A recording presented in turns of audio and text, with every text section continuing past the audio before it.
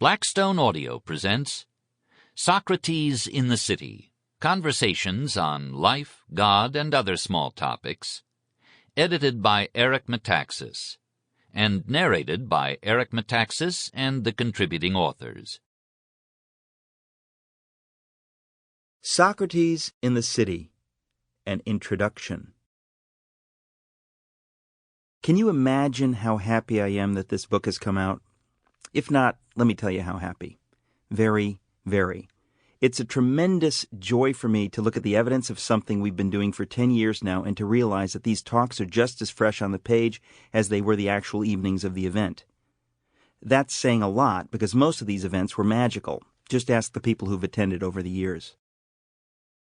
In reading the talks in this book, I've come to the conclusion that they're treasures, nothing less, and to think that they're available to the readers of this book, that they are not lost to the ether, but are right here for you to enjoy, just as we enjoy them on the evenings of our events, absolutely thrills me.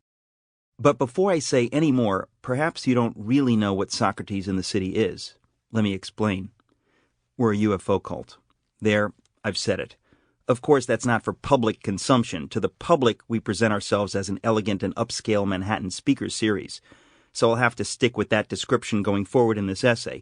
But you and I will know that I'm really talking about a UFO cult, and that underneath our terribly sophisticated street clothes, we wear cult-issue silver unitards with a nifty lightning bolt and leaping leprechaun logo. It's quite a logo, but we won't mention this again. But seriously, it's hard to believe it's been more than 10 years since I started Socrates in the City with the simple idea that the philosopher Socrates was quite right when he famously said that the unexamined life is not worth living. It struck me that in New York City, where I live, people weren't being much encouraged to think deeply about the big questions, or should I say, the big questions. It seemed that there was something about our culture that worked against examining the big questions. I wanted to remedy that a bit. Also, I realized that I have had the privilege of being acquainted with a number of brilliant writers and speakers who had thought rather a lot about the big questions and who had some pretty terrific answers to those questions. Why not bring them to New York? And why not invite my friends to hear them? And why not serve wine and hors d'oeuvres? And so Socrates in the City was born. As it happened, 8 of our first 10 speakers were named Os Guinness.